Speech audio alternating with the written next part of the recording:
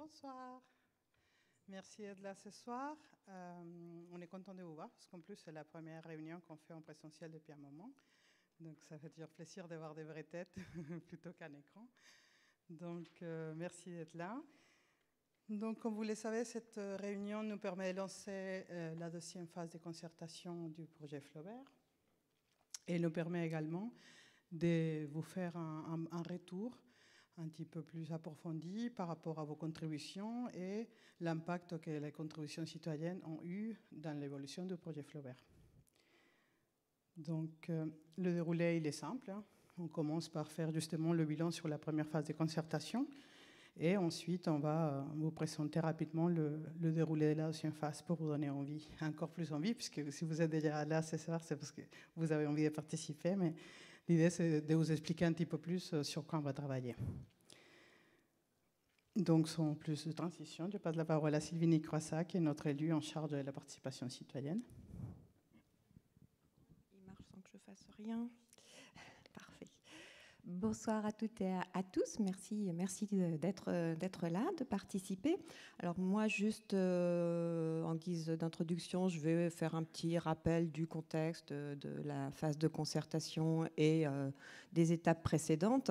Donc vous rappelez que le projet du quartier Flaubert, donc c'est un projet qui est vraiment un gros enjeu pour la métropole, de par son ampleur, 90 hectares à peu près, sa situation en cœur de métropole. Le fait que ce soit une friche, donc reconquête de friche, donc une économie de foncier à la clé. Donc voilà, tout ça fait que c'est vraiment un gros projet et avec un gros enjeu à la clé. Et c'est pour ça qu'on a choisi de l'accompagner en fait par une phase de concertation importante. Alors le contexte, c'était voilà, un plan guide du quartier qui avait déjà une dizaine d'années en 2020, à l'automne 2020. L'épisode de l'incendie de Lubrizol qui était encore très proche et qui avait quand même amené légitimement les habitants à se questionner sur la proximité avec ce quartier. Le Covid aussi, la première vague de Covid qui avait un petit peu amené les gens à se questionner sur qu'est-ce que c'est la ville de demain, est-ce qu'il faut modifier la façon de faire la ville parce que les comportements vont évoluer. On avait envie de ça en tout cas. Voilà, un tas d'événements qui nous ont amenés, et puis aussi le changement climatique avec la prise de conscience généralisée et la prise de conscience qu'il fallait accélérer en fait nos transformations de mode de nous déplacer, d'habiter, de travailler, etc. Donc on a lancé une phase de concertation avec un objectif de revisiter un petit peu les grands principes de ce projet, de le questionner, d'apporter des réponses aux gens qui avaient soulevé un petit peu des aspects qui faisaient problème. Et notre méthode, en fait, c'était de faire une grande place à l'expérimentation. On commençait notre mandat, donc avec moi en tant que vice-présidente chargée de la démocratie participative, ce qui était un nouveau mandat au sein de l'exécutif métropolitain avec un grand niveau d'ambition. Donc c'était vraiment notre premier test et notre premier espace d'expérimentation. Donc on a décidé de se donner du temps, c'est-à-dire de ne pas faire une concertation ponctuelle, mais d'accompagner en fait le projet, les études dans le temps, dans la durée. Et on a décidé de lancer donc la concertation en deux phases. Alors un premier temps de concertation qui a eu lieu entre octobre 2021 et 2020 et l'été 2021, qui a été consacré donc à revisiter plutôt les grands principes du plan guide, les re-questionner, et puis une seconde phase qui devait être plutôt consacrée donc à des aspects plus concrets, plus opérationnels, rentrer vraiment plus dans la déclinaison des projets. Donc les thèmes qui avaient été mis en concertation, on a choisi aussi d'expérimenter en vous laissant un petit peu la parole, en vous donnant la parole pour vous exprimer sur quels sont les thèmes prioritaires. Et on a commencé par un grand questionnaire, grand public en ligne, pour vous amener à vous prononcer sur c'est quoi pour vous ce qui est prioritaire et sur quoi on veut s'exprimer. Donc ce qui était ressorti, c'était en premier lieu la maîtrise des risques naturels et des risques technologiques, alors même qu'on les avait pas, qu'on c'était pas un item qu'on avait proposé dans le questionnaire. Donc c'était 20% des réponses, je crois. Ensuite, c'était la présence de la nature en ville, donc à peu près 17%, et à égalité, les déplacements, et puis venaient ensuite les sujets liés à la qualité du logement, aux espaces publics, etc. Donc en première phase, on l'a consacré aux deux grandes thématiques des risques et de la nature en ville. Et puis on a renvoyé donc à cette deuxième phase de concertation qu'on lance donc aujourd'hui, les thèmes qui sont venus après. Les outils qu'on a utilisés donc pour animer cette phase de dialogue citoyen, c'était ceux que la métropole avait déjà expérimenté, utilisé déjà, mais on a choisi aussi d'expérimenter, de tester la constitution d'un panel citoyen. Donc on a fait appel aux volontaires et c'est à peu près 45 personnes qui se sont réunies à plusieurs reprises en atelier et puis une quinzaine d'acteurs associatifs et d'acteurs économiques qui se sont mobilisés également. Et puis, dès le lancement de la première phase de concertation, donc on était en octobre, hop, tout de suite, deuxième phase de Covid et on a dû tout reconfiner. On s'est un petit peu demandé ce qu'on faisait, mais on a choisi de ne pas mettre en suspens et de transposer toutes les méthodes d'animation en atelier numérique. Et c'était aussi une grande nouveauté pour nous et ça nous a permis aussi de tester des nouveaux logiciels, des nouvelles techniques d'animation et ça a été plutôt riche. Donc la première phase s'était clôturée, c'était la dernière fois qu'on s'était rencontrés lors d'une réunion publique le 10 juin 2021.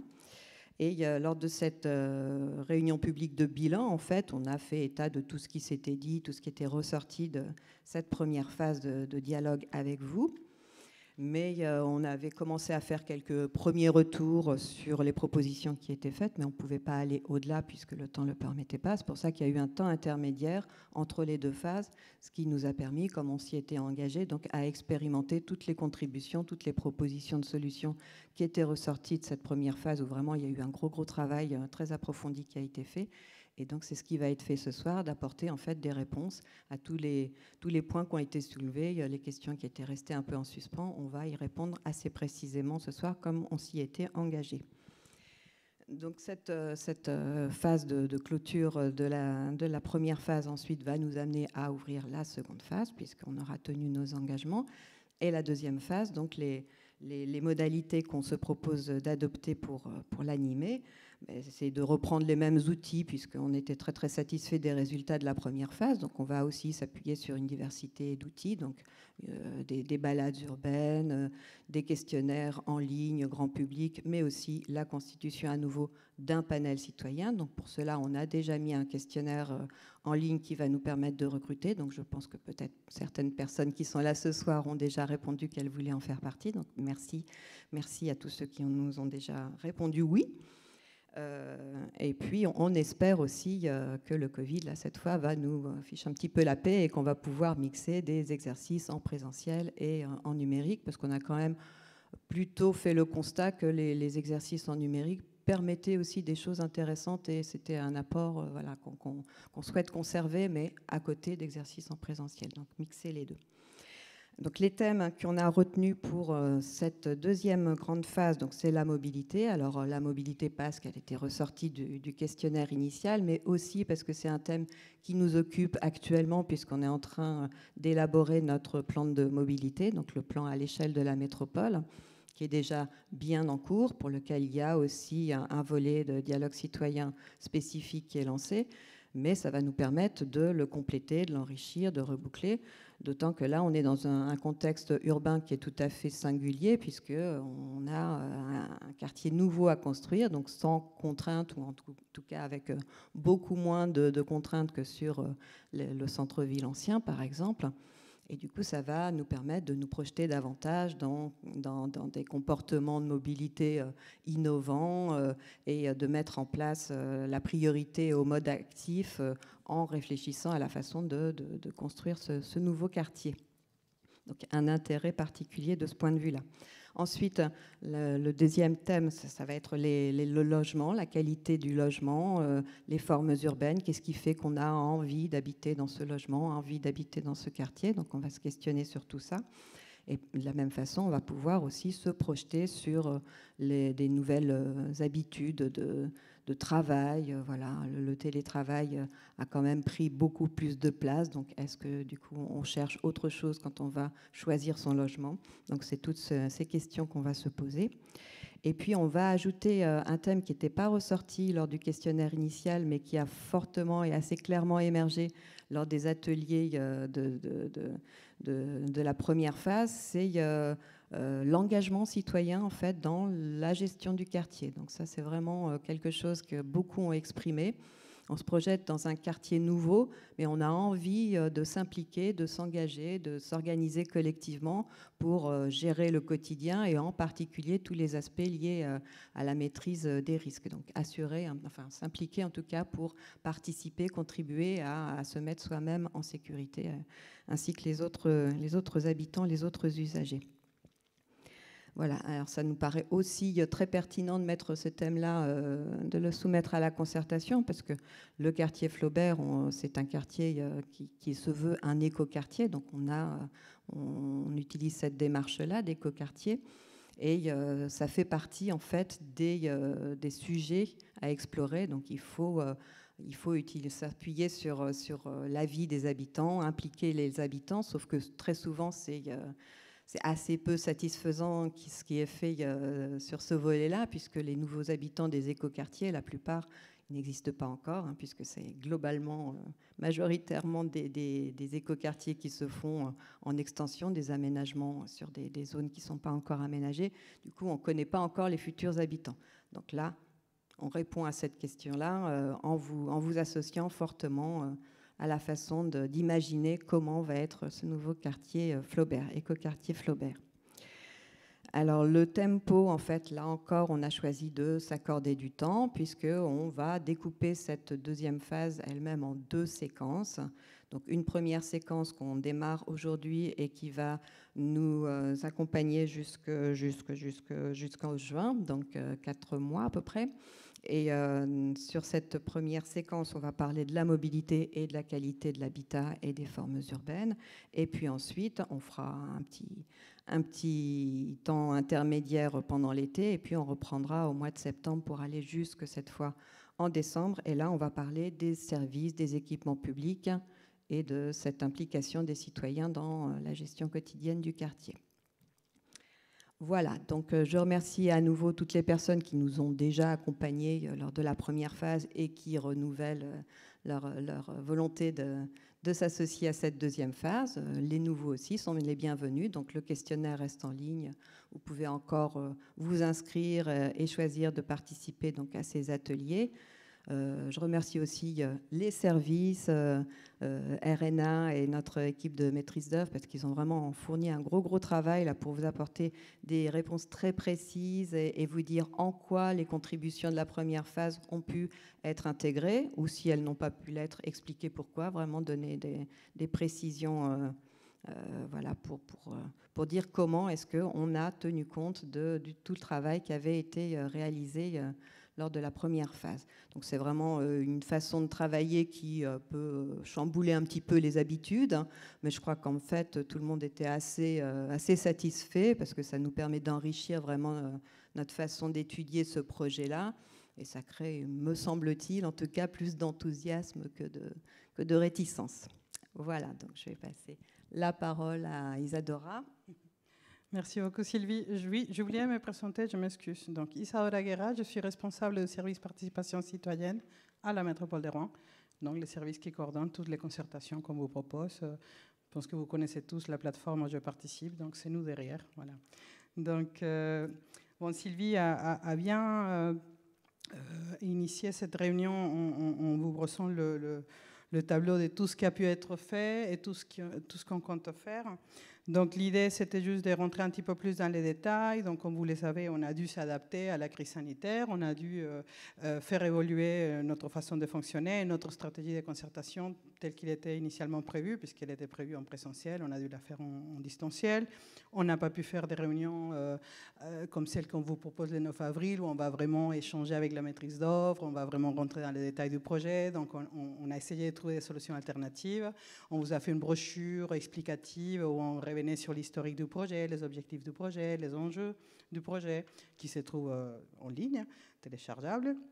On a aussi enregistré un webinaire où on a fait intervenir la maîtrise d'œuvre, on a fait intervenir les équipes de la métropole, RNA, pour expliquer le projet.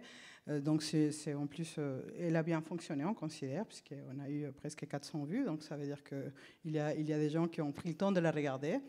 Donc on est content, parce qu'on a travaillé pour pouvoir vous offrir quelque chose de qualité et vous apporter suffisamment d'éléments pour que vous puissiez après vous positionner sur le projet et participer et contribuer à faire évoluer le projet. Donc, voilà, grosso modo, là j'essaie de citer les différents outils qu'on a dû développer en plus de ce qui était initialement prévu. Donc le panel citoyen qui était un succès. On avait commencé initialement, on avait une centaine de personnes qui s'étaient positionnées pour participer au panel citoyen. Bon, ils se sont inscrits environ au mois d'octobre. On était confinés. Donc on a dû revoir notre stratégie, on a pris du temps, ce qui fait qu'on a repris contact avec tout le monde à partir du mois de janvier. Donc il y a des gens qui finalement n'ont pas pu s'engager. Donc petit à petit on a perdu du monde. Mais n'empêche qu'on a fini quand même par travailler avec environ 45 personnes. 22 ateliers participatifs ont eu lieu à distance, tous. Et encore merci à tous ceux qui ont tenu bon, parce que c'est pas facile de participer à distance, toujours par écran interposé. C'est frustrant parfois, mais en même temps, c'était très riche malgré tout. Donc on est très content parce que ça a permis véritablement de faire évoluer le projet. Et c'était l'objectif. Donc on est plutôt content. On a également sollicité des acteurs du territoire, des associations, des acteurs économiques, des acteurs du quartier, pour qu'ils puissent également travailler sur le projet, sur les mêmes thématiques que les habitants. Donc ça nous a permis d'avoir aussi leur point de vue. Et bon, tout est en ligne. En plus, on met vraiment systématiquement en ligne tous les supports de présentation, tous les bilans de chaque atelier. Donc vous pouvez, pour ceux qui ne le connaissent pas encore et pour ceux qui n'étaient pas membres du panel citoyen précédemment, si ça vous intéresse, vous pouvez aller voir les contenus des travaux qui sont vraiment intéressants et riches. Donc, grosso modo, parce qu'on a quand même déjà eu une bonne introduction de Sylvie, les deux thématiques sur lesquelles on a travaillé sur la première phase, les risques industriels, risques naturels, la nature et la biodiversité en ville. On a des contributions qui ont permis de souligner la nécessité de développer la culture du risque. Ce n'est pas un secret, on n'est pas encore bon dans ce domaine-là, donc vous demandiez tous, il faut développer la culture du risque, et on vous a entendu. Tout à l'heure, l'intervention d'Ansane El-Mashkouri qui va pouvoir justement vous préciser de quelle manière on essaie de développer et quels sont les outils qu'on va mettre en place pour développer la culture de risque. Il y a eu aussi des contributions visant plutôt comment est-ce qu'on peut prendre en compte dans la conception du quartier et dans les constructions, quelles sont les mesures qu'on peut prendre en compte et qu'on peut intégrer pour rendre les bâtiments du quartier sécurisés par rapport au risque. Et donc, il y aura également des éléments de réponse sur le sujet. Et on a notamment une proposition technique qui faisait partie intégrante du projet, mais qui a évolué grâce à vos contributions. Et c'était celle d'avoir une zone de transition entre l'espace vraiment des vies du quartier et la zone industrielle et portuaire sur la frange ouest. Et donc, on a retravaillé cette zone de transition pour qu'elle soit encore plus adaptée aux attentes citoyennes, aux attentes quand même techniques, parce qu'il y a aussi les nuisances sonores, enfin, il y avait plusieurs éléments qu'il fallait prendre en compte. Donc, la maîtrise d'œuvre a retravaillé, a revu sa copie pour essayer d'offrir une solution qui soit encore plus adaptée à ce qui était initialement prévu. C'était aussi l'objectif de la concertation.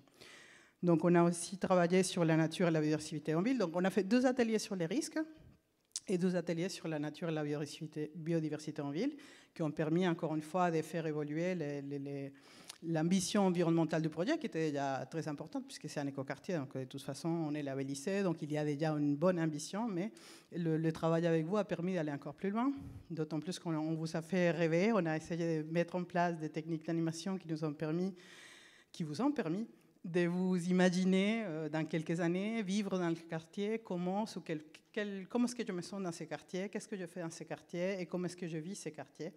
Et donc, c'est à travers ce travail-là qui était vachement intéressant et dont vous pouvez entendre on a pu enregistrer les podcasts On a travaillé sur des récits d'imaginaire positif et on a enregistré des podcasts avec ces récits. Vous pouvez les entendre en ligne, c'est plutôt sympathique parce que ça fait rêver, ça fait du bien. Et on a également pu faire évoluer un morceau du quartier qui était également prévu, mais qu'on a pu faire évoluer pour le rendre encore plus en accord avec les attentes citoyennes, notamment par rapport à tout ce qui est nature et biodiversité en ville. Donc juste quelques verbatim, parce que c'est toujours sympa de voir, enfin pour nous en tout cas, de voir ce que les habitants disaient à l'époque, tout ce qui, voilà, leurs attentes et leur expression simple, voilà, et ça va pas, ou il y a des choses qu'il faut voir, mais comment. Et se rendre compte aujourd'hui que grâce au travail qu'on a fait ensemble, on arrive à apporter des réponses, et c'est les réponses qu'on va pouvoir vous détailler dans la suite. Donc Hassan, si tu veux venir. Donc Hassan El Mashkouri, qui aujourd'hui, qui faisait partie de l'équipe participation citoyenne et qui nous a quittés pour travailler sur le développement de la culture du risque. Oui, je vais descendre. C'est bon pour moi? Oui, c'est bon. Ok. Bonsoir à tous, bonsoir à toutes. Donc effectivement, Hassan El Mashkouri, je suis en charge de la culture du risque à la métropole Rouen-Normandie depuis ce début d'année, depuis le mois de janvier. Et en fait, le poste que j'occupe est déjà un élément de réponse à ce qu'a souligné Isadora, sur la demande des citoyens d'avoir un développement de la culture du risque qui soit davantage porté à l'échelle du territoire de la métropole. C'est donc la mission que je vais essayer de remplir dans les prochaines semaines, les prochains mois, les prochaines années. Ce que j'ai prévu de vous présenter, c'est plutôt de vous dresser un tableau général de la culture du risque. Il faut que je m'habitue à plus dire participation citoyenne. J'ai de temps en temps des réflexes. Je vais pas répondre. En fait, dans le fascicule que vous avez, on a pris tous les éléments, toutes les questions qui tenaient au risque, à la prévention des risques, ou à la culture du risque. Et on a essayé d'y apporter des réponses point par point. Donc l'idée ici, ce n'était pas spécialement de refaire point par point les réponses que vous trouvez par écrit, mais plutôt de faire un tableau général de ce qui a déjà été fait à l'échelle de la métropole, de ce qui est engagé et de ce que l'on compte faire dans les prochains mois et dans les prochaines années. Donc très rapidement, je vais commencer par la mise en place de l'alerte SMS, parce que c'est certainement un des dispositifs qui a été le plus vu et le plus connu de la population. Le dispositif d'alerte SMS, qui est un dispositif qui vous permet, lorsque vous êtes inscrit, et vous pouvez vous inscrire, et je vous invite à vous inscrire si vous ne l'avez pas encore fait, vous permet de recevoir, en cas d'événement majeur sur le territoire de la métropole, un SMS d'information qui émane de la métropole et qui vous donne des informations sur ce qui se passe et sur les consignes de sécurité qu'il faut adopter. Et donc ça, en termes de culture du risque, l'objectif, c'est de sensibiliser les habitants de la métropole le plus régulièrement possible et essayer de créer une culture de l'information et de la conscience du risque sur le territoire. En événement aussi majeur de communication, de sensibilisation, en tout cas un premier épisode majeur de sensibilisation et de communication à destination du grand public, ça a été l'apparition d'un premier hors-série du magazine de la métropole, magazine qui a été distribué dans tous les foyers métropolitains et qui avait pour objectif déjà de faire un état des lieux des risques présents sur le territoire, qu'ils soient industriels et ou naturels, mais aussi un rappel ou une information sur les consignes de sécurité, sur les bonnes pratiques à avoir en cas d'événement majeur, qu'il soit inondation, qu'il soit falaise, qu'il soit risque industriel, qu'il soit transport de matières dangereuses, etc., etc. Donc ça a été un premier marqueur grand public d'information à la population. L'idée désormais, ça va être de continuer à diffuser de l'information de manière plus régulière et pas uniquement sur un one-shot, entre guillemets, sur un hors-série de magazines, et d'occuper notamment les réseaux sociaux, les plateformes Internet, pour diffuser le plus régulièrement possible de l'information préventive sur les risques à l'échelle du territoire. Autre élément important, tout risque, c'est l'accompagnement des communes, parce qu'en matière de culture du risque et de gestion des risques, le premier maillon de la chaîne, entre guillemets, c'est la commune, c'est le maire qui a la responsabilité de la sauvegarde de la population. Donc on a tout un accompagnement, on a mis en place depuis un an un accompagnement des différentes communes du territoire, des communes volontaires, pour les accompagner sur l'organisation interne pour qu'elles soient en mesure de répondre au mieux à un événement qui se déroule sur le territoire. Un événement majeur qui implique une organisation des communes. Et donc, commune par commune, on essaie d'accompagner au mieux pour qu'elle soit le mieux organisée possible et qu'elle soit en situation de réagir le mieux possible si un événement majeur arrivait sur le territoire. C'est un travail qui est en cours et qui a vocation à perdurer sur les prochaines années. Et le pendant de ça, c'est bien beau de faire des plans d'organisation, des plans communaux de sauvegarde, mais si on ne les teste pas, on ne sait pas si ça fonctionne. Donc, chaque année, la préfecture, cette fois-ci, organise un exercice annuel de simulation où les communes sont invitées à s'entraîner, à déclencher leur plan communal de sauvegarde et à réagir à un scénario établi de risque industriel ou de risque naturel. On s'imagine un scénario où il y a une inondation majeure et on demande aux communes de voir comment elles peuvent réagir si une inondation majeure, par exemple, arrivait sur leur territoire. Et donc, on accompagne les communes à participer régulièrement à ces événements organisés par les préfectures. Et ce qu'il faut savoir, c'est que le taux de participation à l'échelle du département est relativement faible, puisque c'est 14 à 15% des communes qui participent chaque année à ce type d'événement. À l'échelle de la métropole, parce qu'on a fait un travail de lobbying relativement important auprès de nos communes, cette année, on avait 50% des communes de la métropole qui ont participé à cet exercice, ce qui, par rapport à la moyenne départementale, est plutôt satisfaisant, même s'il reste encore 50% de communes à aller chercher et à impliquer davantage dans la culture du risque à l'échelle du territoire. Et puis, il y a évidemment du travail de fond qui est de concilier l'aménagement du territoire avec la gestion des risques. Les instructions de permis de construire pour éviter de construire dans les zones inondables ou pour adapter les constructions dans les zones où il y a des potentialités de risque de gestion des eaux pluviales, des choses comme ça. Et ça, c'est un travail qui existe depuis des années, mais qui est évidemment renforcé depuis quelques mois, quelques années maintenant. Puisque je parle des risques naturels, sachez qu'on travaille aussi beaucoup à diagnostiquer la vulnérabilité du territoire. C'est-à-dire qu'on sait où sont les zones inondables, il y a des études qui sont faites, il y a d'autres études qui sont en cours, d'ailleurs, qui sont portées par le GIP Seine-Aval et qui intègrent notamment des scénarios de réchauffement climatique. Quel est l'impact du réchauffement climatique sur les débordements de Seine et donc quel est l'impact de ces futurs débordements de Seine sur l'aménagement du territoire. Et donc, on a une participation assez active et un suivi assez poussé de ces études, parce que ces études-là vont nous servir, nous, métropole, à aménager le territoire au mieux et à avoir une forme de culture du risque aussi dans le devenir des différents quartiers, des différentes zones d'habitation.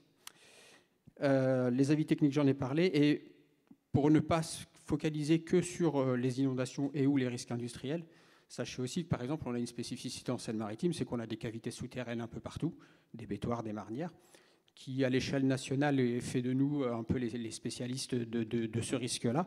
Et on a une carte qui a été élaborée à l'échelle des 71 communes de la métropole, qui nous permet de connaître où sont ces cavités quand on les a identifiées, et qui, là aussi, contribue à la culture du risque sur ce risque spécifique. Et donc, c'est pour aussi illustrer le fait que la culture du risque telle qu'on souhaite la développer à l'échelle des 71 communes ne sera pas monospécifique, on ne va pas exclusivement parler des risques technologiques, des risques industriels, mais on va essayer d'avoir de couvrir le champ des possibles le plus large, donc avec les falaises, avec les cavités, avec les inondations, etc. Je peux passer à la deuxième slide. Et je vous ai parlé des risques naturels, je vais aussi vous parler des risques industriels. La première chose qu'on a fait quand on a commencé à se pencher aussi sur cette problématique des risques industriels, c'est déjà de prendre la tâche de collectivités, d'associations qui ont déjà cette culture du risque industriel, puisque ça a été dit tout à l'heure en propos introductif, on était plutôt en retard, nous, sur le territoire de la métropole par rapport à d'autres collectivités. Et donc l'idée, c'est de s'inspirer de ce qui se fait ailleurs, d'aller voir ce que font d'autres collectivités pour rattraper notre retard, copier ce qui fonctionne, éviter ce qui ne fonctionne pas. Ne pas réinventer l'eau chaude, c'est un terme que j'utilise assez régulièrement, mais qui vraiment nous fait gagner du temps. Et puis, on a aussi adhéré et on a créé un partenariat avec l'ICSI, l'Institut pour une culture de la sécurité industrielle. Et là, l'objectif, il est double. Enfin, il y a plusieurs missions dans ce partenariat, mais il y en a deux principales. La première, c'est de créer des modules de formation. L'objectif, c'est de former, d'une part, les élus, les décideurs du territoire, mais aussi le grand public, avec une volonté d'aller notamment dans les écoles, les temps périscolaires, pour sensibiliser la population au sens large à la culture du risque. Et puis aussi de travailler à la création d'une instance de dialogue, d'une démarche de participation citoyenne qui permette aux représentants des industriels, à la population, à des représentants des citoyens, aux élus et à l'État de régulièrement discuter et d'avoir une confiance mutuelle qui se recrée. En tout cas, c'est l'objectif. Et ça permet de répondre d'ailleurs à une des sollicitations qui apparaissait, il me semble même, dans le verbatim que tu as laissé, Isadora, tout à l'heure. Donc on travaille là-dessus. On espère avoir des premiers résultats, des premières propositions d'organisation d'ici avant l'été. Et puis donc avec une volonté de mettre en œuvre une instance. Alors je dis instance, je ne sais pas ce que ça sera en réalité, l'étude est en cours. Et je ne veux surtout pas m'avancer sur ce que ça sera. Mais d'ici à la fin de l'année 2022, on espère avoir ce dispositif de dialogue entre la population, les industriels et les élus. On a aussi beaucoup renforcé notre présence et notre participation active sur un certain nombre de commissions qui suivent les activités industrielles, donc le CODERST ou les commissions de suivi de site. Ce sont des commissions qui existent depuis un certain nombre d'années pour le CODERST et pour les commissions de suivi de site aussi d'ailleurs. Et donc on a une participation très active maintenant sur ces commissions-là, ce qui nous permet d'assurer une forme de veille sur ce qui se passe dans les différents sites industriels et donc d'avoir la possibilité de réagir, de solliciter et de demander aux industriels de faire mieux, de corriger le tir si des dysfonctionnements apparaissent au gré de ces différentes instances et de ces différentes commissions de consultation. C'est d'ailleurs un point important. Vous avez, dans la concertation en première phase, on a beaucoup parlé de transparence, de savoir ce qui se passe chez les industriels. Sachez que la préfecture publie régulièrement sur son site les mises en demeure qu'elle porte aux industriels qui ne sont pas en conformité quand des contrôles sont faits sur les sites. Et que du coup, il y a toutes les mises en demeure qui sont faites sont publiques, sont accessibles. Et de la même manière, sur le site Géorisque, qui est le site de référence en matière de risque à l'échelle du territoire national, on a accès désormais, et ça c'est une nouveauté, à tous les rapports d'inspection des sites industriels réalisés par les DREAL. Donc aujourd'hui, une installation classée pour l'environnement, lorsqu'elle est contrôlée, un rapport est édité, et ce rapport maintenant est accessible au public sur le site Géorisque. Et bon, l'idée c'est que, évidemment, on imagine mal les citoyens, encore qu'ils pourraient tout à fait le faire, aller vérifier ces différents rapports. Nous, ce que l'on va faire, un travail sur lequel on vient de s'engager, c'est d'essayer de dresser une sorte de tableau de bord avec un certain nombre d'indicateurs qui permettront régulièrement de faire l'état des lieux des sites industriels qui sont en conformité, combien on en a, combien a été en non-conformité, combien ont été corrigés, pour qu'on ait aussi là une visibilité de la culture du risque et de la sécurité industrielle à l'échelle du territoire de la métropole. Et puis, peut-être que je terminerai là-dessus. On a aussi eu cette envie d'innover, mais ça aussi c'est quelque chose qui a été dit dans la première phase de concertation. Il y a des choses un peu plus innovantes qui ont été citées dans les différents récits, notamment dont tu parlais tout à l'heure, Isadora. Et donc on a aussi un travail de prospective, j'allais dire numérique, puisqu'on a réalisé un hackathon sur les risques industriels en juin 2021.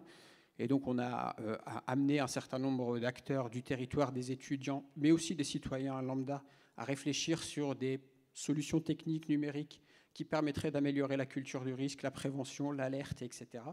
Donc ça a permis d'avoir un certain nombre de projets qui ont été proposés. Et donc le travail maintenant, c'est de prendre ces projets et d'essayer de les concrétiser ou de les expérimenter sur le territoire. Et en parallèle de ça, on a aussi eu un travail partenarial avec la FING, la Fondation Internet Nouvelle Génération, qui est une association qui rassemble des passionnés du numérique et qui ont un travail là aussi de prospective, d'imaginaire pour de nouvelles solutions, alors toujours sur le volet numérique, pour alerter la population, pour faire de la prévention autour des risques, qu'ils soient naturels ou industriels. Et donc là aussi, il y a eu toute une série de propositions qui a été faite par cette association dans le cadre de ce travail partenarial. Et le travail que l'on effectue en ce moment, c'est d'essayer d'identifier une ou deux de ces propositions qui pourraient être expérimentées à l'échelle du territoire. Il y a parmi ces solutions, et il y a typiquement une solution qui a d'ailleurs été évoquée dans le cadre des groupes citoyens, de panneaux lumineux d'information dans le quartier Flaubert, qui permettrait d'informer sur les risques majeurs ou qui permettrait de donner l'alerte. Typiquement, la FING a dans son catalogue de propositions, alors je dis catalogue, il n'y en a pas non plus 50, hein, il y en a une petite dizaine, il y a l'équivalent de ces panneaux lumineux qui pourraient être développés. Voilà, j'en dirai pas beaucoup plus. Je pense que j'ai à peu près tout dressé le panel de ce que je voulais vous dire. On a évidemment l'accompagnement des habitants qui vivent dans les zones de PPRT, mais on est sur du travail réglementaire et l'accompagnement pour mettre à niveau les habitations par rapport aux risques qui sont encourus. Et enfin, on travaille aussi avec les industriels qui ont créé une association qui s'appelle Upside, et on a un point régulier tous les 15 jours avec eux pour savoir aussi comment eux communiquent vis-à-vis de la population. On les incite à communiquer davantage sur leurs activités, on les incite à communiquer davantage sur les incidents perceptibles qui pourraient être arrivés ou qui sont arrivés. Et typiquement, ils ont créé la plateforme Allo Industrie. Vous pouvez aller sur Internet, vous tapez Allo Industrie Rouen, et vous verrez que cette plateforme-là permet aux industriels, c'est une plateforme réalisée par les industriels, permet de donner de l'information sur des exercices, des incidents, des choses qui sont visibles et qui permettent là aussi d'essayer de rassurer la population quand il y a lieu de la rassurer. Voilà, j'espère que je n'ai pas été trop long. C'était parfait. Et je laisse la parole à Ébi. Oui, bonjour à tous. Juste parce que j'ai oublié, vous précisez que bien évidemment, si vous voulez prendre la parole, on donnera un temps de parole quand on finira cette première partie sur le bilan de la première phase. D'accord? Donc, notez vos questions si vous en avez, etc. Émilie Rambou. Donc, Émilie Rambou, moi je suis directrice de projet chez Rouen Normandie Aménagement, en charge du développement du quartier Rouen-Flaubert. Et donc, sur ce volet des risques industriels, il y avait aussi un volet, pas uniquement culture du risque, mais modalités constructives et des éléments qui ont été proposés par les citoyens, donc qui ont été analysés finement, et on s'est quand même assez rapidement rendu compte que ces propositions, elles correspondaient aux diverses dispositions et recommandations qui existent déjà dans les périmètres PPRT. Et donc aujourd'hui, on analyse avec les services compétents la possibilité d'étendre.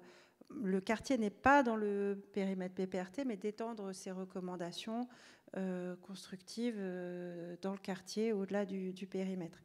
Le quartier est aussi concerné dans sa partie nord par le PPRI, qui lui est déjà pris en compte depuis longtemps, entre autres par le canal, qui a comme vocation, une grande vocation hydraulique et pas uniquement une vocation de parc.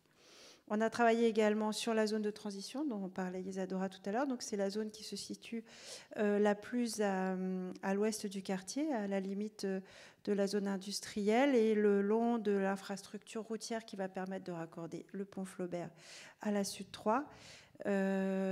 Donc sur cette zone de transition, est arrivée la création de 3 hectares d'espace végétalisé en continuité avec le plan de renaturation de Rouen, ce qui va permettre d'améliorer la qualité de l'air.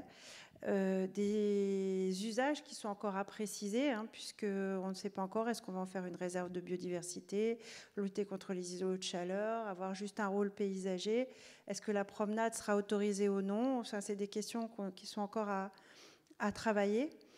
Ces terrains, pour que tout le monde soit bien informé, aujourd'hui, ils ne peuvent pas accueillir de plantation immédiatement puisque c'est les terrains qui servent à la préparation du chantier de l'État de raccordement du pont Flaubert. Et donc, l'État va y mettre toutes ses installations de chantier, va y réaliser les poutres et autres éléments techniques qui vont permettre de créer ces grands ouvrages d'art. Et donc, à partir de 2025, fin prévisionnelle de ce raccordement autoroutier, l'État va nous libérer la place et on pourra attaquer le travail sur ce boisement. Juste préciser que ce que vous voyez à l'écran ici, c'était le projet initialement. Ah oui. Et là, ce que vous voyez ici, c'est le projet suite à la concertation citoyenne. Tout à fait. Voilà. On a aussi travaillé sur, comme on vous disait tout à l'heure, la nature et la biodiversité en ville. Donc les évolutions de l'ambition environnementale, donc l'augmentation de la végétalisation à l'ouest avec cette frange de transition, la renaturation. Donc, on travaille avec le CBNBL à intégrer des plantes locales dans la palette végétale. On travaille également avec l'Agence de l'eau Seine-Normandie dans le cadre du plan eau et climat pour gérer les eaux pluviales courantes en infiltration. Les eaux pluviales décennales ou centennales, les grosses pluies sont gérées dans le cadre de la création du canal. C'est des choses qui sont maintenant faites depuis une vingtaine d'années. Par contre, gérer les eaux pluviales annuelles autrement, donc celles qui coulent tout le temps, enfin les pluies habituelles, pas les grosses pluies, les gérer en infiltration pour recréer du sol vivant, c'est des choses qui sont plus nouvelles et qu'on est en train de mettre en place sur les aménagements autour de l'îlot Rondeau. Et puis qu'on va mettre en place aussi sur le canal, évidemment. Loïc vous en parlera tout à l'heure. Le grand canal, qui était un grand ouvrage étanche, se transforme en parc canal Camille Claudel avec des berges qui vont présenter des milieux écologiques plus intéressants pour la biodiversité. On s'est inscrit dans l'AMI PIA 4, donc, ville durable, innovante. Et donc Loïc Bonin, qui représente ce soir l'équipe de maîtrise d'œuvre, l'atelier Hosty. Bonsoir, Loïc Bonin, donc de l'atelier Jacqueline Hosty associé. Nous sommes accompagnés par effectivement Attica pour l'urbanisme et Aegis. Donc on est la même équipe depuis le début de l'opération. Donc on a effectivement réalisé les dernières années les quais et le parc de la Presqu'île. Et aujourd'hui, il va s'agir de faire rentrer cette nature à l'intérieur du quartier. Donc à l'issue de la première phase de concertation, nous avons effectivement retravaillé sur le canal, qu'on appelle aujourd'hui parc canal, puisqu'il s'agit vraiment de réaliser un parc qui va s'insérer dans la continuité du parc de la Presqu'île. C'est ce que vous voyez ici sur ce plan. Donc on a retenu plusieurs remarques, plusieurs contributions. On a donc effectivement la question de l'eau transversale, méandre, qui exprime une certaine forme de nature. Donc ça, c'est un sujet qui a été retravaillé. Donc vous voyez effectivement sur ce graphique que l'eau n'est plus du tout linéaire, mais elle s'infiltre et elle joue comme ça des mouvements avec des grandes prairies. Et il s'agit vraiment de travailler un parc de façade à façade. Il y a quelques documents plus tard qui vous montreront ce principe. Donc nous sommes en étude avant-projet. Ça veut dire que l'année 2022 va se consacrer à la réalisation des études pour un démarrage de chantier dès 2023. Sur l'image suivante, on représente l'ensemble de la trame verte du quartier, puisque le parc de la Presqu'île et le jardin du Raz ici étant la première phase. La deuxième phase donc, comportera ce grand parc canal. Et au fur et à mesure que le quartier va se développer, le quartier sera accompagné d'une trame verte que vous voyez ici sur ce schéma, avec différentes valeurs de vert. Des verts clairs plutôt pour les espaces ouverts, donc de prairies, et puis des verts un peu plus foncés pour des structures végétales qui peuvent être du boisement, comme sur la Presqu'île, comme sur la zone de transition dont on vient de vous parler, qui fera une véritable transition entre le quartier habité et le quartier et la zone industrielle. Et puis aussi tout un paysage qui va accompagner les faisceaux ferrés. C'est ce que vous voyez ici, toutes ces lanières en vert clair, puisqu'on a toujours présenté le paysage ferroviaire comme un atout également, hein, puisque dans un quartier, ce sont souvent des ouvertures sur les horizons. Donc tous les talus seront largement plantés et deviendront des lieux d'usage. C'est ce qui va se passer très prochainement à l'arrière des constructions que vous pouvez voir sur le long de l'avenue Jean Rondeau, qui sont effectivement le premier îlot qui va être habité dans le quartier. Donc cette trame verte, à terme, ce sont plus de 3000 arbres plantés, 150 000 jeunes plants, y compris donc à l'intérieur du quartier. Et ce sont vraiment de grands espaces verts qui vont alterner avec les quartiers habités. Donc ici, on vous présente un petit peu les évolutions du projet du canal suite aux différents ateliers, aux contributions. Donc on est arrivé à un schéma, donc un parc de façade à façade de 50 mètres de large. Et sur le visuel et le schéma de gauche, vous voyez qu'on a privilégié, on va dire, une rive plus calme, donc sur la rive ouest du canal, ici représenté en vert, pour assurer vraiment des continuités écologiques avec ce qui a été fait sur la presqu'île Rollet, notamment aussi le long du bassin en bois, où on est sur des zones assez végétalisées. Et il s'agit vraiment sur cette zone verte d'être le plus calme possible, c'est-à-dire du cheminement, mais pas trop d'usage, pas trop de lumière la nuit. Enfin voilà, vraiment développer des milieux et avoir des berges extrêmement douces, c'est-à-dire un rapport à l'eau très très doux avec des berges végétalisées. Et sur le côté orange, saumon, donc à l'est, donc ça sera quand même une rive plantée, mais un petit peu plus active. C'est-à-dire qu'ici, on sera sur une grande promenade qui reliera à terme Petit-Quevilly à la Seine sur toute cette longueur. Et ici, on est sur une promenade un petit peu plus animée. Quand je dis animée, c'est-à-dire qu'on a des espaces qui permettent d'y intégrer quelques usages, des grandes tables de pique-nique, des aires de jeu, pourquoi pas. Voilà, un petit peu plus de lumière le soir pour aussi assurer la sécurité des cheminements depuis le centre du quartier jusqu'à la Seine et jusqu'à nous, puisque cette promenade, elle arrivera vraiment à terme devant l'hôtel de la Métropole, devant le 108. Sur le Sur le schéma de droite, c'est un schéma alors, voilà, un peu graphique, mais en tout cas, c'est pour illustrer la diversité des rapports à l'eau. Ça, c'est vraiment une question que vous nous avez remontée pendant la concertation. Voilà, donc effectivement, l'eau est présente à Rouen. Par contre, elle est souvent très basse, au pied de murs, de perrets, d'ouvrages assez construits, puisque la Seine, voilà, c'est un fleuve qui charrie, et puis avec toute l'activité industrielle, donc on est face à des ouvrages. Et donc il y avait vraiment une envie de votre part de retrouver des rapports à l'eau beaucoup plus directs. Donc on a continué à travailler sur cette hypothèse. Et donc ce que vous voyez ici, c'est par exemple le fait de pouvoir trouver des emmarchements pour s'asseoir au bord de l'eau. Donc ces emmarchements, ils se situeront plutôt au pied du 108, ici, pour avoir un lieu le midi pour les personnes qui ne vont pas dans les restaurants, mais qui pourront aller s'asseoir au bord de l'eau pour déjeuner le midi. Pourquoi pas le soir aussi avoir une sorte de grand tapis vert pour pouvoir organiser quelques événements également au pied du 108. Et puis ensuite, plus on descend à l'intérieur du quartier, plus on va trouver des rapports à l'eau un peu plus naturels, avec des berges, et on a vraiment trouvé un équilibre entre des espaces de paysage et des espaces d'usage, c'est-à-dire quelques prairies aussi, qui ne seront pas programmées, mais qui permettront tout un type d'usage et de s'installer au bord de l'eau. Donc, quelques petits visuels et des coupes pour vraiment avoir une image de ce parc, de façade à façade. Donc, au fur et à mesure, les constructions vont se développer de part et d'autre. Mais par contre, on est vraiment sur un grand vide. 50 mètres, c'est grand.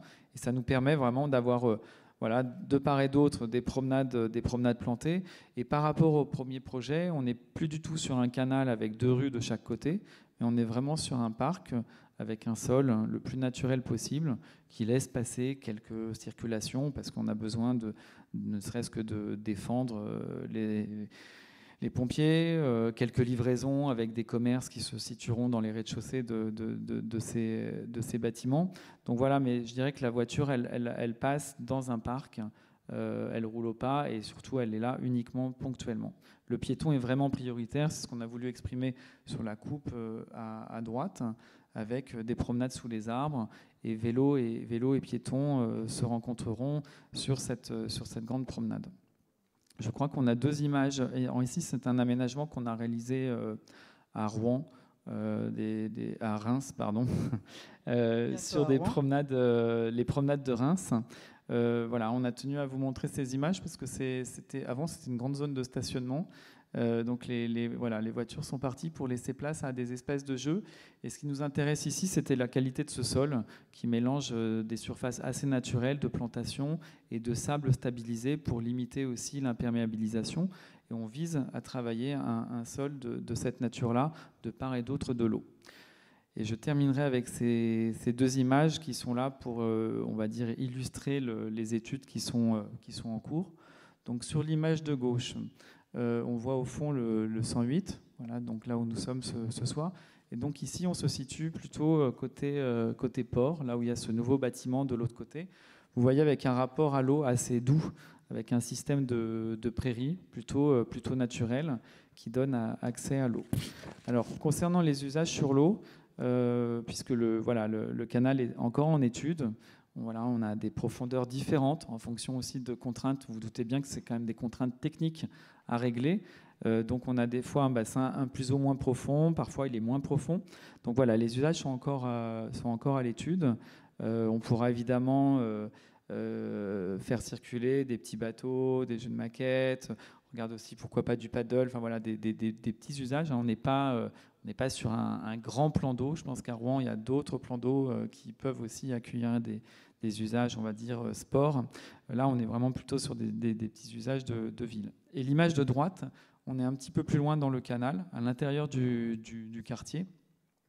Et vous voyez, on a voulu exprimer ce sol de parc avec ces sables stabilisés, cette végétation qui vient un peu s'insérer dans les pavés. Et à gauche de l'image, alors des assises, des hamacs, enfin voilà, tout ça. Et en même temps, on n'a pas trop envie de programmer ces espaces, parce que c'est ce qu'on a fait sur la presqu'île il y a quelques années, et on se rend compte que c'est bien aussi, puisque dans le temps, les habitants s'approprient, viennent, sortent un drap. Voilà, je pense que c'est pas non plus, c'est pas un parc urbain dans le sens où il va y avoir des jeux dans tous les sens, et donc on va laisser la possibilité à cet aménagement d'évoluer avec le temps. Merci beaucoup, Loïc. Oui. Merci. Est-ce qu'il y a des questions, des remarques, des commentaires, des demandes de précision avant qu'on passe à la deuxième partie et dernière partie? On a pris un petit peu de temps, mais parce qu'on voulait vraiment être le plus exhaustif possible, même si effectivement, dans les documents qu'on a mis sur vos chaises et qui est téléchargeable également à partir de Je participe, vous avez quand même les explications de tout ce qu'on vient de vous expliquer à l'oral. Est-ce qu'il y a des questions, des remarques? Oui.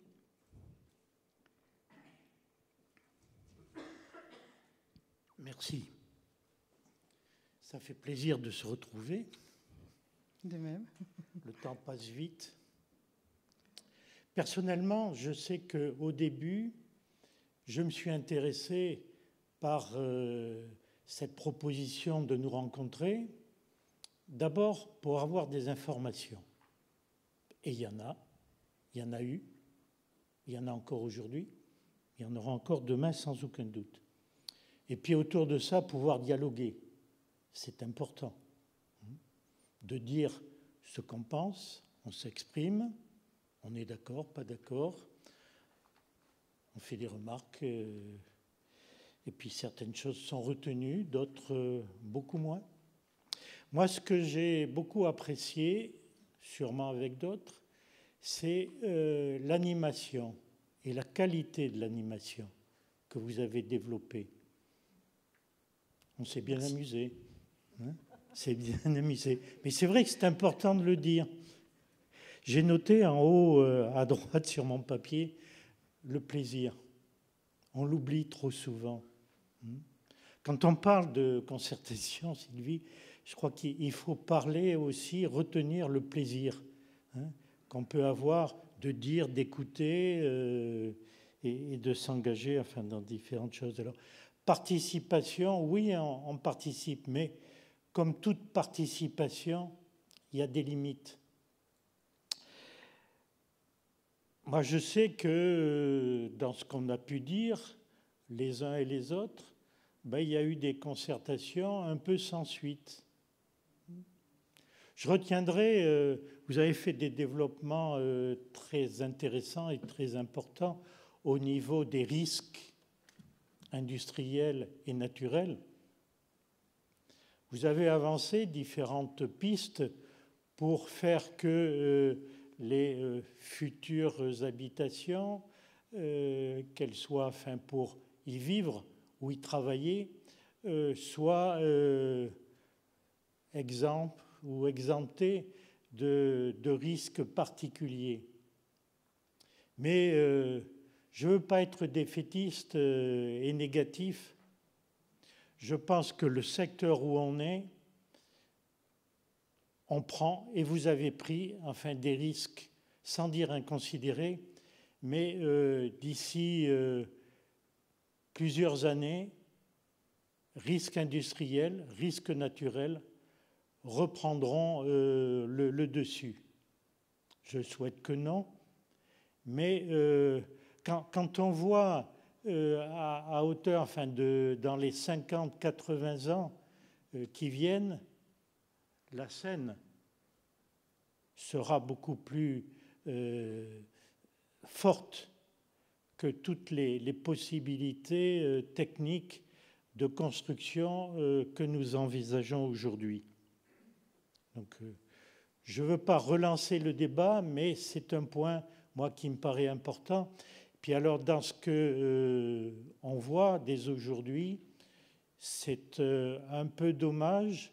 Bon, vous avez dit, enfin, toutes les possibilités très intéressantes de la nature, de ces zones de transition. Mais moi, je note quand même qu'il y a une densité de l'habitat qui risque de déchanter les futurs habitants qui vont y vivre ou y travailler. On voit les premiers immeubles, là, ils sont quand même proches de secteurs de circulation. Alors, je sais qu'il y a derrière les zones d'habitat. Ma vie professionnelle, je l'ai passée dans le logement social. Je me suis intéressé beaucoup à la qualité de l'habitat. Et aujourd'hui, on fait encore mieux qu'il y a 20 ou 30 ans. Et on peut faire encore mieux. Mais moi, je souhaite enfin vivement, mais est-ce qu'il y a encore cette possibilité que ce quartier Flaubert soit véritablement un écoquartier, avec toutes les définitions de l'écoquartier? C'est bien l'objectif. Sinon, oui. On s'y enfle. Bon. Voilà, enfin, quelques points que je voulais exprimer, dire. Je vais tâcher afin de poursuivre dans les ateliers, les participations. Mais c'est vrai qu'il faut y arriver à ce mariage de l'eau, de la nature et de la biodiversité. C'est des points importants. Moi, personnellement, comme j'habite un quartier, enfin c'est un peu éloigné d'ici, en haut de la rue du Champ des Oiseaux, je ne pense pas que je viendrai habiter ici, mais je peux me déplacer pour venir voir comment évolue ce quartier. Voilà ce que je voulais dire et m'exprimer ici ce soir. Merci. Merci à vous pour votre intervention. On essaie de faire un petit peu moins long parce qu'il faut qu'on puisse poursuivre. C'est juste une remarque pour notre ami qui vient de s'exprimer. C'est que moi j'habite le quartier de la Grand-Mare. Et dernièrement, j'ai croisé Jean-Michel Berry-Louvois qui m'a fait la réflexion, mais aujourd'hui à Rouen, le seul écoquartier, c'est ici, c'est la Grand-Mare. Alors qu'à l'époque, c'était un quartier qui n'avait une autre vocation. Et aujourd'hui, on s'aperçoit que la qualité de vie environnementale, tout le monde l'apprécie, d'autant plus qu'avec le confinement, on s'est aperçu qu'on vivait dans un quartier très agréable. Bon, l'architecture, le logement, il y a beaucoup à faire, mais déjà la base, on a une base quand même qui est là, et c'est un quartier qui ne peut que évoluer dans le bon sens aujourd'hui. C'était en aparté une petite remarque. Merci.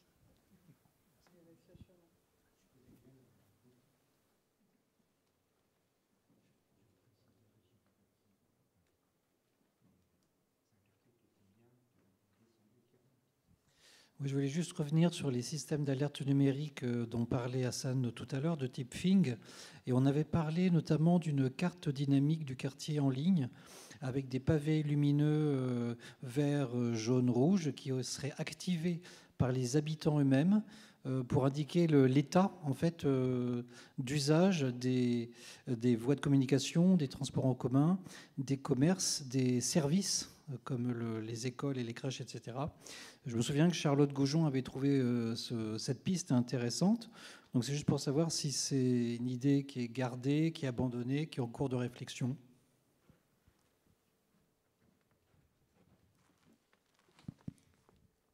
Juste par rapport à la FING, mais je ne réponds pas par rapport à l'écoquartier, mais par rapport à la FING, ce sur quoi on a travaillé, en fait, c'était carte blanche qui a été donnée à la FING.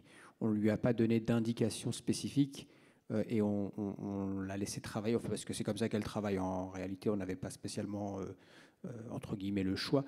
Et donc, c'est elle qui, spontanément, a proposé toute une série de dispositifs techniques, numériques, etc., parmi lesquels les panneaux lumineux.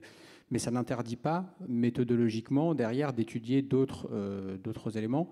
Celle à laquelle vous faites référence, à ma connaissance, mais je ne suis là que depuis le mois de janvier, donc pour l'instant, elle n'a pas été étudiée dans le cadre de la FING. Je ne sais pas si dans le cadre de l'écoquartier, elle sera retenue, écartée. Je laisse les collègues répondre. J'ai pas bien compris. C'est la carte dynamique? C'est une carte participative en fait qui permet aux habitants de signaler. Voilà, c'est une carte du quartier en ligne. Oui. Je suis habitant, je me réveille le matin, je m'aperçois que cette rue-là, elle est inondée. Moi, j'active cette zone-là en disant c'est orange ou c'est rouge. Voilà. Par contre, je sais que le boulanger fonctionne. Le boulanger, je le mentionne en vert. Chaque habitant participe de cette façon, ce qui rend service à tout le monde. C'est-à-dire que tout le monde, en se levant, voit que tiens, ça c'est vert, ça c'est rouge, ça c'est jaune. Voilà, tout simplement en fait. D'accord. On n'a pas encore travaillé sur ce sujet-là au niveau du quartier. On a les étudiants, je vous parlais tout à l'heure on s'est inscrit dans l'AMI PIA 4, ville durable et innovante. Et on travaille avec des étudiants de Neoma et des étudiants de l'UTC. Et les étudiants de l'UTC travaillent en particulier sur le centre de mobilité et sur les services associés. On va travailler aussi, dans le cadre de la concertation actuelle, sur la qualité des logements et les formes urbaines, et aussi sur l'engagement citoyen. Et pour moi, ça fait partie de cet engagement citoyen. Donc aujourd'hui, on en est encore au tout début de l'histoire. Donc merci, on va travailler sur ce sujet.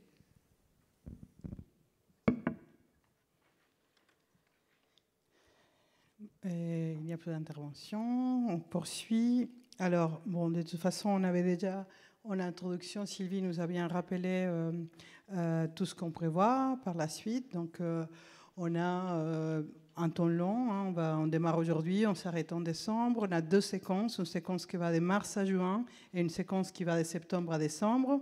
Dans la première séquence, on traite la mobilité, on traite les formes urbaines et la qualité du logement. Et dans la deuxième séquence, on va traiter plutôt les équipements et les services publics au sein du quartier et la gestion citoyenne, l'engagement citoyen dans la gestion du quartier, dans la vie du quartier, qui pour nous est importante. Ça ressortait de la concertation, mais on trouve très intéressant de pouvoir travailler sur ce sujet avec vous, pour voir comment est-ce qu'on donne à ces quartiers cet élément fort de mobilisation citoyenne, d'engagement dans la vie même du quartier, dans le fonctionnement du quartier, dans les fonctionnalités du quartier, dans l'accueil des nouveaux arrivants. Enfin, comment est-ce qu'on fait vivre ces quartiers en ayant une autre façon peut-être de vivre et de partager avec l'autre au sein d'un nouveau quartier. Donc, les thématiques, voilà, je les ai déjà évoquées. On a des invariants, comme dans tous les projets, parce que dans toutes les concertations, on a des sujets sur lesquels on travaille et des sujets sur lesquels on ne travaille pas pour des raisons diverses et variées. C'est que ce soit parce qu'il y a des contraintes techniques, des contraintes financières ou des orientations politiques qui ont déjà été définies auparavant. C'est un peu les règles du jeu quand on lance une concertation. Donc, les invariants, dans les cas présents, c'est le périmètre de quartier tel qu'il est aujourd'hui, la poursuite des aménagements du quartier, les travaux de l'État sur les raccordements de la Sud 3 au pont Flaubert, les réseaux cyclables des avenues Rondeau et Champlain qui est déjà prévu, qui est déjà envisagé, la ligne T 5, pareil, qui est déjà imaginée, une concertation est en cours, vous pouvez participer si vous le souhaitez, vous êtes cordialement invités. La trambière du plan guide de Rouen-Flaubert, hors plan de circulation. Donc, j'essaie de ne pas trop m'attarder. Les outils, on va relancer la dynamique des panels citoyens parce que ça a bien fonctionné, on trouve. Donc l'idée cette fois-ci, c'est de vous proposer pour démarrer. Donc on a la brochure que vous avez sur l'ECHES et qui est téléchargeable en ligne, qui permet de faire un retour de comment est-ce qu'on a pris en compte vos contributions citoyennes. On a ensuite le questionnaire qui a été lancé le 28 février et qui restera en ligne jusqu'au 29 mars. N'hésitez pas à en parler autour de vous pour qu'on ait encore plus de participants. Pour qu'on ait aussi des gens qui s'engagent avec nous pour travailler en panel citoyen, puisque le questionnaire, il nous permet d'identifier ces personnes-là. Il y a une petite case à cocher. L'idée, c'est de pouvoir aussi proposer des balades urbaines, cette fois-ci ouvertes à tout public, et vous aussi, bien sûr, ceux qui souhaitent participer au panel citoyen pourront participer également aux balades urbaines. Mais l'idée, c'est de pouvoir mobiliser aussi les citoyens qui n'ont pas peut-être l'envie de travailler de manière particulière au sein d'un panel citoyen, quand même de venir échanger autour du projet, échanger avec l'équipe qui porte le projet pour en savoir plus. Donc les balades, ça marche toujours très bien. On proposera éventuellement, parce que pour l'instant, c'est vrai qu'on construit une stratégie, mais on l'a fait évoluer aussi en fonction des échanges avec vous, en fonction de comment ça évolue. Donc, on propose, pourquoi pas, faire des questionnaires intermédiaires. On a fait un questionnaire initial qui est en ligne, mais peut-être qu'on en fera d'autres qui nous permettront de tester des idées qui émergeront de travail avec vous ou prioriser des choses à mettre en place. Enfin, on verra. En tout cas, l'outil existe et on peut l'activer. Des réunions publiques, donc on a celle de ce soir. On vous proposera notre réunion en septembre pour revenir justement sur tout ce que vous aurez travaillé entre mars et juin et pour lancer la 2e séquence. Et on proposera une autre, je pense, en janvier 2023 pour clôturer l'ensemble. Donc pour revenir rapidement sur les panels, à ce stade, on a 24 citoyens qui se sont prononcés pour intégrer le panel. Merci beaucoup. Pour ceux qui sont déjà ce soir ici. Il y en a certains qui voulaient s'engager dans les panels citoyens, mais qui ne pouvaient pas être là ce soir. Donc, mais on les remercie pour leur engagement. Par contre, c'est un panel citoyen très masculin. Donc, on cherche des femmes. Où sont les femmes? Donc, s'il vous plaît, parlez-en autour de vous. Il suffit de remplir les questionnaires et de cocher la case en précisant qu'on souhaite participer. Comment est-ce qu'on participe? Eh bien, on a déjà les dates qui sont proposées. On vous propose une première séance, un peu d'immersion sur 3 heures, un samedi. Donc, déjà, merci par avance, un samedi matin. On finira par un déjeuner, comme ça on vous fait travailler, mais après on mange tous ensemble et on se détend. Et l'idée, c'est de pouvoir, pendant 3 heures, vraiment rentrer dans les détails de chacune des thématiques, échanger avec la maîtrise d'œuvre, répondre à toutes vos questions, et on verra aussi de quelle manière on fait intervenir des intervenants peut-être extérieurs sur les spécialités, soit sur la mobilité, soit sur le logement, sur un cours de construction. Mais en tout cas, l'idée, c'est de travailler avec vous pendant 3 heures pour vous donner suffisamment d'éléments pour que vous puissiez après contribuer au projet sur les thématiques dont on a parlé. Après, donc, 4 ateliers participatifs, 2 consacrés à la mobilité, 2 consacrés aux formes urbaines et à la qualité du logement. Et puis après, on a fini. Donc, on a fini pour cette première séquence sur ces 2 thématiques-là. Les outils, comme je vous disais, l'intervention d'experts, pourquoi pas des visites de terrain. Si on trouve qu'il y a par exemple la question de l'habitat participatif, on se questionne par rapport au quartier, est-ce qu'on prévoit l'habitat participatif? C'est un quartier de demain et on est déjà un peu en retard par rapport à ce qui se fait sur d'autres territoires, donc on pourrait aller voir des expériences qui existent sur le territoire. Donc on a la chance d'avoir la possibilité de visiter peut-être sur les Hauts-de-Rouen ou à Malonnet, donc on pourrait organiser des visites de terrain. On mettra à l'œuvre ce qu'on a déjà fait pour les ateliers précédents, c'est-à-dire des techniques d'intelligence collective qui permettent justement de stimuler la créativité et de stimuler l'innovation citoyenne. Voilà. Donc, on s'engage aussi à faire un travail de restitution de vos travaux. On s'engage également à prendre en compte vos contributions, les analyser, les étudier et vous tenir au courant. Et donc, comme je vous disais tout à l'heure, on fera une réunion le 15 septembre pour présenter tout ce qui aura été fait pendant mars à juin et pour lancer la 2e séquence. Je parle un peu vite, mais on essaie d'avancer. Donc, si on rentre un petit peu plus sur le vif du sujet de chaque thématique, pour que vous compreniez quels sont les enjeux qu'on souhaite vous proposer de travailler et pourquoi est-ce qu'on vous propose de travailler sur ce sujet-là, je passe la parole à Noémie Infray qui porte le projet. Oui. Donc, je suis Noémie Infray, responsable de projet à la direction aménagement et grands projets à la métropole, service commun ville de Rouen. et je travaille sur le quartier Flaubert et l'aménagement des quais rive gauche. Donc effectivement, la première thématique que nous vous proposons pour la deuxième phase de concertation, ce sont les mobilités. Pourquoi les mobilités? Parce que c'est un sujet majeur pour le fonctionnement urbain du nouveau quartier Rouen-Flaubert. Il faut se mettre dans l'état d'esprit de se projeter dans un fonctionnement futur de centre-ville, d'un quartier de centre-ville, hein, comme dans le centre-ville rive droite ou rue Saint-Sever. Il faut se projeter. On est actuellement dans une friche, dans un quartier qui commence avec les premières opérations, mais il faut vraiment se projeter dans un fonctionnement de centre-ville. Et dans ce nouveau centre-ville, le piéton est prioritaire, hein, on l'a dit déjà avec les collègues, c'est la marche à pied qui est prioritaire. Donc avec vous, l'objet c'est de travailler sur la place du piéton dans le quartier. C'est aussi au second plan, hein, la place du vélo, puis le transport en commun et les voitures. Donc travailler avec vous sur les espaces partagés aussi, comment le piéton se déplace dans le quartier, les cyclistes, etc. Nous l'avons rappelé aussi en introduction, il y a plusieurs démarches de concertation en cours à la métropole. Le T5, hein, la nouvelle ligne de bus qui va traverser le quartier, le plan des mobilités, le plan vélo, le plan marche. Donc on travaille sur tous ces aspects-là, de voir comment ils se déclinent dans le projet pour pouvoir avancer et construire ce nouveau quartier. Donc la question qu'on souhaite travailler avec vous, c'est quels sont les besoins et les attentes des futurs usagers en matière de mobilité dans le nouveau quartier. Donc vous, en tant que piéton, comment vous vous projetez dans ce nouveau quartier? En tant que cycliste, ça va vraiment être intéressant pour nous d'avoir votre retour d'expérience et comment vous voyez comment se déplacer dans le quartier. La deuxième thématique, ce sont les formes urbaines et le logement de qualité. Donc quels sont les besoins et les attentes, c'est pareil, des futurs usagers pour venir habiter dans le quartier.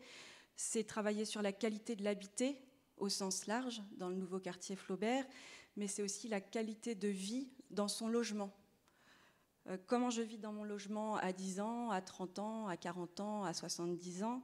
Quels sont mes besoins?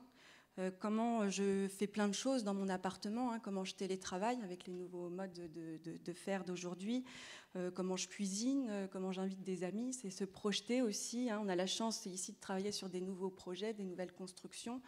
Donc nous espérons aussi travailler avec vous sur les plans d'aménagement des appartements ou bien comment on se projette dans les espaces partagés, sur des toitures végétalisées.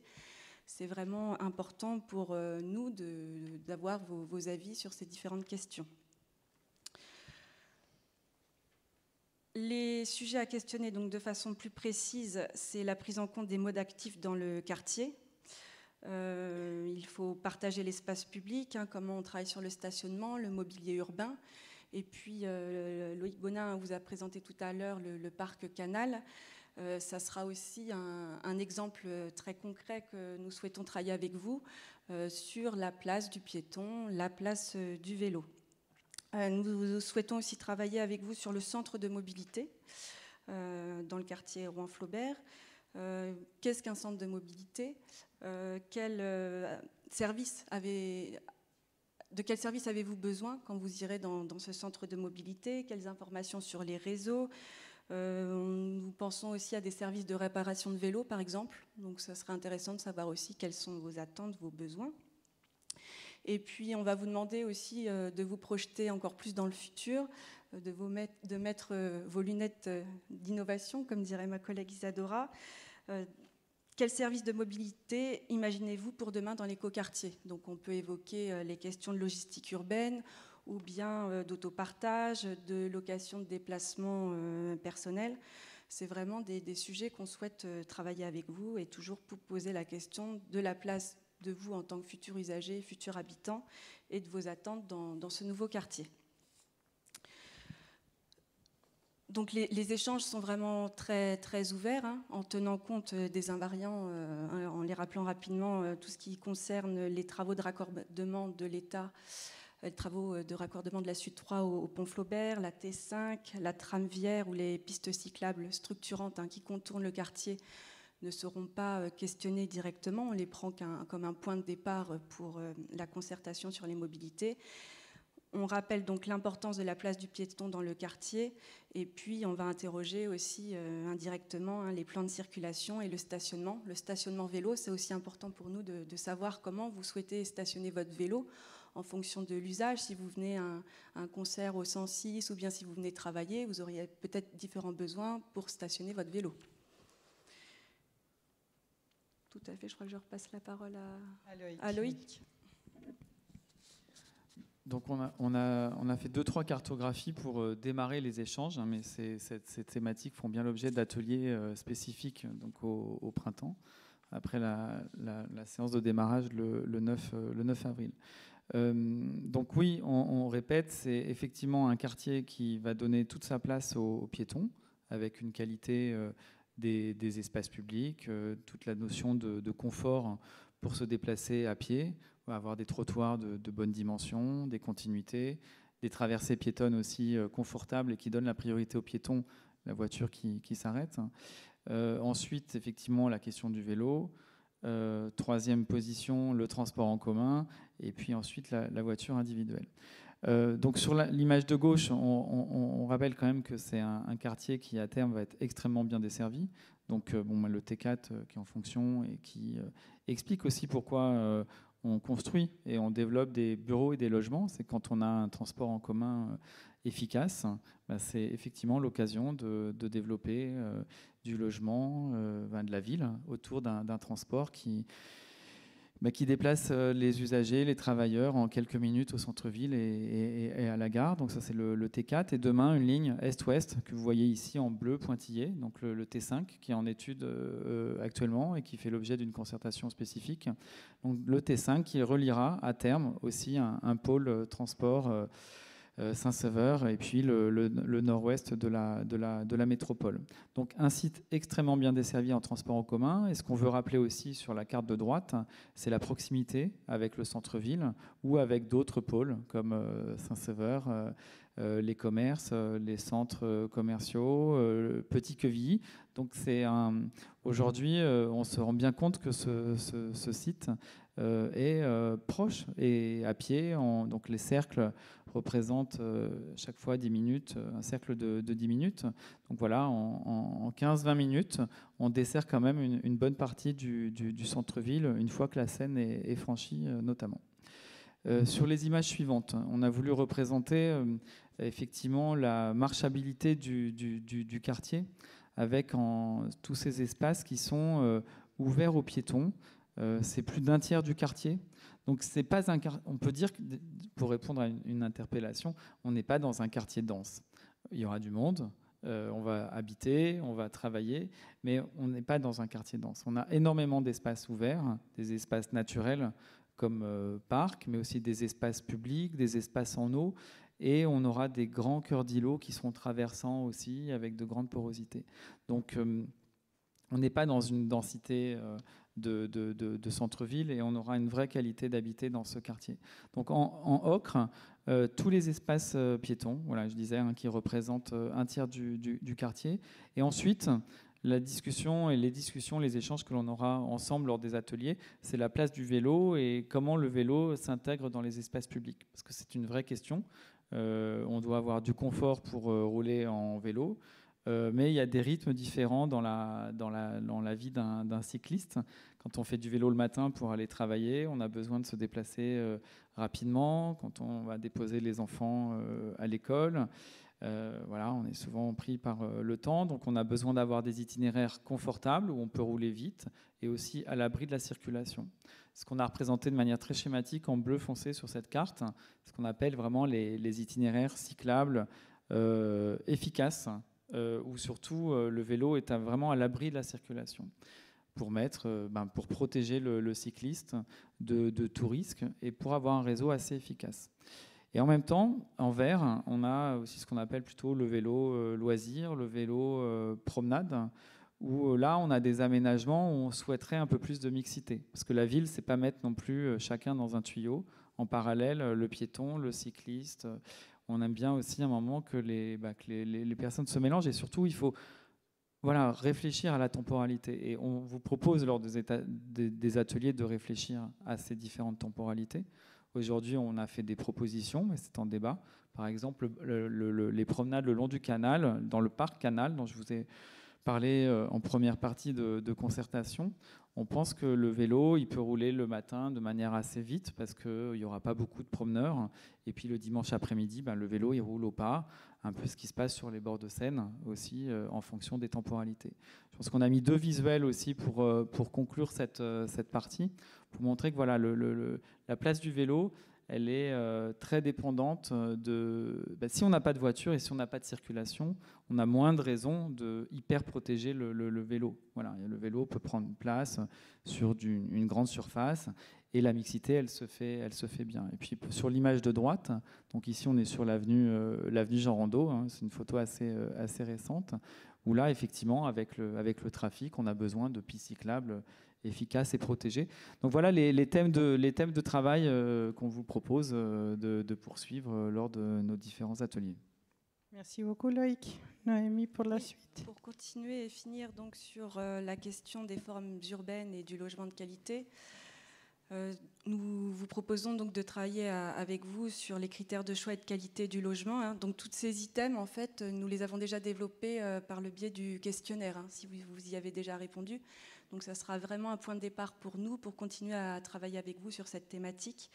Hein, la question aussi des espaces mutualisés dans l'immeuble, hein, ça peut être les toitures partagées par exemple, ou les jardins partagés en pied d'immeuble. Les espaces extérieurs privatifs et collectifs, les balcons, les loggias, est-ce que c'est indispensable aujourd'hui ? Comment on vit avec ses voisins ? Comment on entretient tous ces lieux ? La localisation et le partage des espaces de stationnement, de vélo et la voiture. On a posé une question notamment dans le questionnaire sur la mutualisation des espaces de stationnement. Est-ce qu'on est prêt à partager sa place de stationnement de voiture avec quelqu'un d'autre ou pas ? Ou est-ce qu'on est trop avant-gardiste ? Ou bien est-ce qu'on veut continuer à avoir sa propre place de stationnement pour soi ? Et puis aussi, ça interroge indirectement les motivations pour venir habiter au sein du quartier Flaubert. Donc c'est vraiment la qualité de vie à l'échelle du quartier, à l'échelle de l'immeuble, à l'échelle de mon logement qu'on souhaite questionner avec vous. Donc nous sommes vraiment très ouverts sur ces thématiques.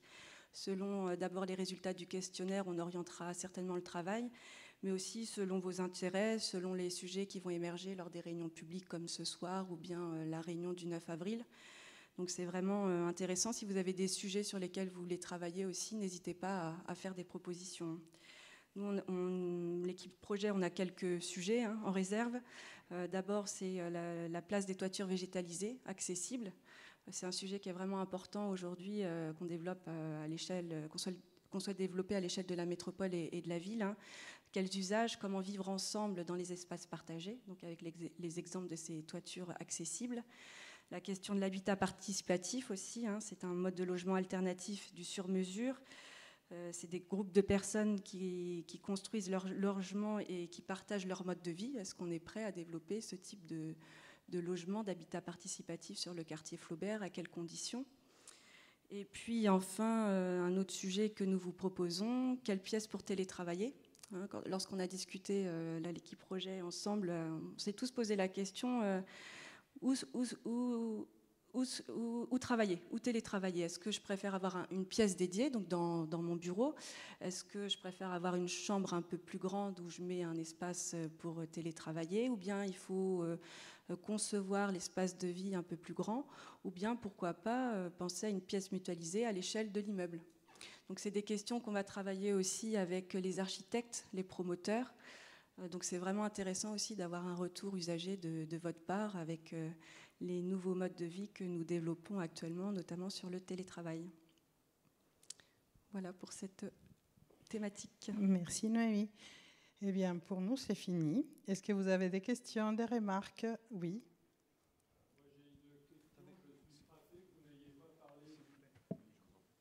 Bonsoir. Je suis frappé que vous n'ayez parlé ni de marché ni de petit commerce. Et ça m'inquiète beaucoup par rapport justement à la capacité de faire de ce quartier un centre-ville à lui tout seul, justement apaisé. Et voilà, parce que je pense que c'est un facteur important pour la qualité de vie. Je le dis parce que moi, j'habite pas loin d'ici, sur le secteur de l'autre côté de l'avenue Jean Rondeau. Et nous souffrons beaucoup, par exemple, de l'abandon, de la disparition des commerces sur le boulevard d'Orléans. Et donc, je pense qu'il faut être absolument très vigilant à favoriser l'arrivée d'un panel complet, voilà, parce que ça y contribuera beaucoup. Tout à fait, et ça ressortait aussi des contributions citoyennes lors de la première phase, c'est comment on fait vivre ces quartiers, comment on garantit qu'il y ait une vie vraiment. Alors, on a justement, lors de la deuxième séquence qui vous sera proposée à partir du mois de septembre, on travaillera sur tout ce qui est équipement et services au sein du quartier. Donc, on y réfléchit. On va par phase, on est obligé. Mais ça, rien n'empêche de travailler sur ces sujets-là quand même, de l'évoquer lors des ateliers. Voilà, on travaille en permanence et on prend en compte chaque sujet. Et puis, on essaie de mettre tout ça dans un mixeur et faire quelque chose de bien. Mais c'est bien entendu. C'est pour moi un facteur d'attractivité du quartier qu'on souhaite habiter. Donc ça peut être réintroduit même dans la première séquence en tant que critère de choix de où on habite ou pas. On m'entend ? Oui. Bonsoir à tous. Je suis Fatima El-Kili. Je suis l'adjointe au maire au maire de Rouen, en charge de l'urbanisme et du patrimoine bâti.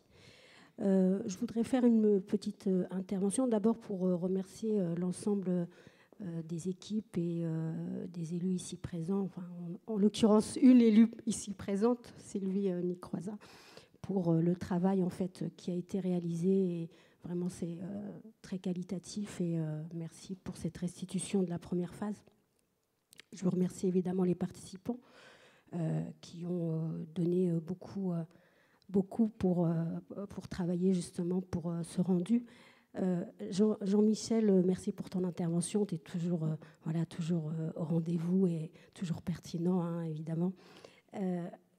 Pour réagir par rapport notamment à ton inquiétude, et elle est compréhensive, hein, cette inquiétude, je veux juste rappeler que notre enjeu de zéro artificialisation nette, qui n'a pas été abordé aujourd'hui à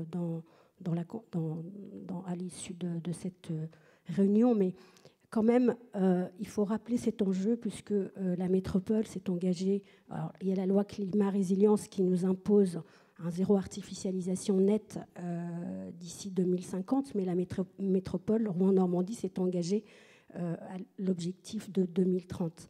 Donc, pour réussir cet enjeu de zéro artificialisation nette, à cette échéance, évidemment qu'on a une nécessité, hein, de construire la ville sur la ville et cet enjeu de résorption de friches. Et effectivement, on peut se dire, le quartier Flaubert, voilà, présenté comme un écoquartier, ça ne fait pas rêver, évidemment, puisqu'on est dans des contraintes, on est sur des injonctions contradictoires aussi, puisqu'on a le risque, on a le bruit, on a les autoroutes urbaines, etc. Mais en même temps, l'idée, c'est comment on transforme finalement ces éléments qui sont plutôt négatifs, évidemment. Comment est-ce qu'on s'en accapare et comment on construit malgré tout un quartier désirable. Un quartier désirable avec aussi d'autres injonctions contradictoires. On a entendu la densité tout à l'heure. On ne veut pas de densité, mais en même temps, on veut beaucoup d'espaces verts. Donc, comment on fait pour ne pas avoir de la densité et en même temps ménager des espaces verts? Donc, voilà, c'est une injonction contradictoire forte. Et comment est-ce qu'on fait pour éviter que les gens ils n'aillent s'installer à 30 km ou 40 km ou 50 km en artificialisation des terres et surtout en artificialisant les terres, et surtout en mettant finalement ces habitants dans un piège. On le voit aujourd'hui avec le coût de l'énergie, puisque voilà, un litre d'essence à plus de 2 €, comment on fait quand on est loin des transports en commun, loin des services publics, loin des équipements. Et c'est pour ça que construire finalement un quartier désirable, c'est réfléchir à la fonctionnalité du quartier. Monsieur parlait du marché, mais carrément à la fois le marché, les commerces de proximité et l'ensemble des équipements publics. Là, le quartier va démarrer justement, on va démarrer à la fois des équipements qui sont publics mais aussi privés. Là, je peux vous annoncer par exemple que la ville de Rouen va construire une école. Ça y est, on a défini, on va construire la première école du quartier Flaubert et elle se situera sur l'emplacement de l'actuelle Fourrière.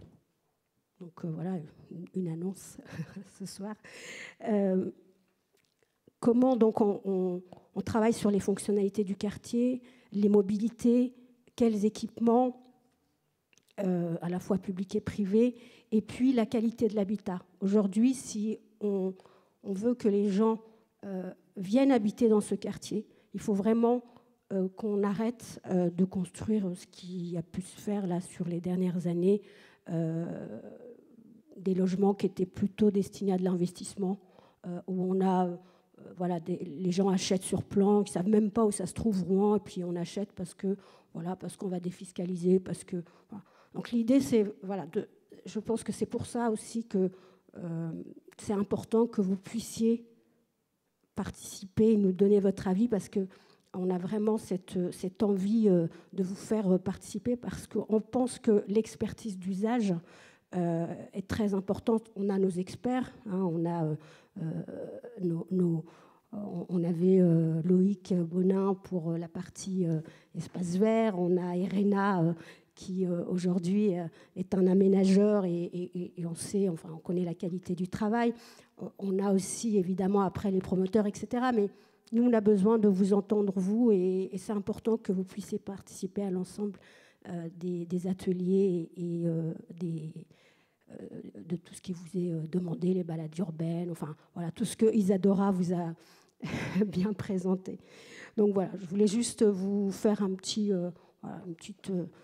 note sur nos attendus, et évidemment, ça nous servira aussi, nous, moi en tous les cas en tant qu'adjointe à l'urbanisme de Rouen, quand les promoteurs vont venir avec un projet, et ben moi j'ai en face, j'ai des choses en main qui disent voilà, ok, vous me proposez un projet, mais votre projet finalement c'est pas ce qu'attendent les habitants. On a eu de la concertation, voilà ce qu'ils nous ont dit aussi les habitants. Donc merci à vous et on compte sur vous. Est-ce qu'il y a encore des remarques, des questions, des commentaires? Non? Eh bien, merci. Merci beaucoup pour votre participation ce soir. Merci pour votre participation à venir. Et n'oubliez pas d'en parler autour de vous pour qu'on ait encore plus de participants au panel citoyen. Merci aux intervenants.